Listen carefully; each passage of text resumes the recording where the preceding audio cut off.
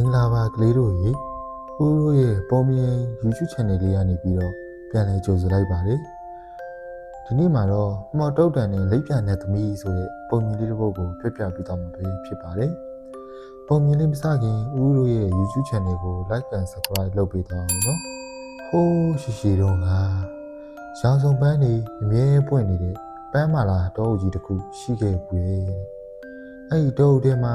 သဘောကောင်းပြီးကူညီတတ်တဲ့လိပ်ပြန်မင်းသမီးလေးလာရာနေထိုင်ပါတယ်။သူမမှာထူးခြားတဲ့မော်တုတ်တန်လေးတစ်ချောင်းရှိပြီးအဲ့ဒီတုတ်တန်လေးကပွင့်ချက်လေးတွေကိုအယောင်ပြောင်းပေးနိုင်တယ်လို့ပျော်ရွှင်မှုတွေကိုလည်းဆောင်ကြည့်ပေးနိုင်နေတယ်လေ။ဒီနေ့မှာတော့မနာလိုတတ်တဲ့မှောင်မာရီသောဝင်းကျင်ကြီးဟာ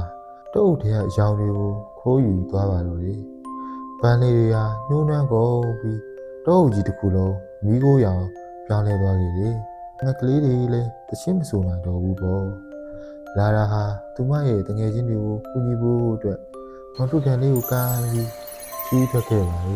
။ဒီလိုခီးထွက်လာရင်လည်းလမ်းမှာလာရာဟာမျက်စိလဲနေတဲ့ရုံကလေးဗန်ဒီကိုတွေ့ခဲ့တယ်။သူမကမော်တုတ်တန်လေးနဲ့လမ်းပြမိရင်လေးဖန်တီးပေးပြီးကူညီခဲ့ပါလေ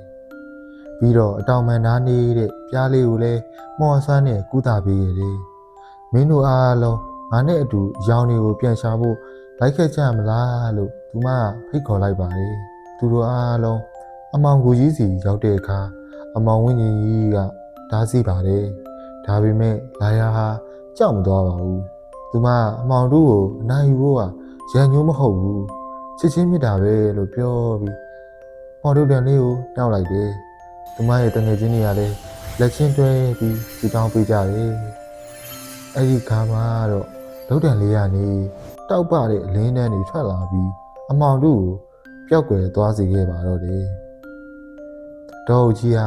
အရင်ကထက်တောင်မှပိုပြီးလှပသွားပါပြီ။လာရာဟာသူမရဲ့မော်အစွမ်းထက်စီးလုံးမှုနဲ့ကူညီလိုစိတ်ကပိုပြီးစွမ်းအားကြီးတာကိုသိသွားခဲ့တယ်။ကလေးတို့လည်းတယောက်ကိုတယောက်ကူညီကြမယ်ဆိုရင်ဘလို့ခက်ခဲတာမျိုးမဆိုအောင်မြင်နိုင်မှာပါနော်။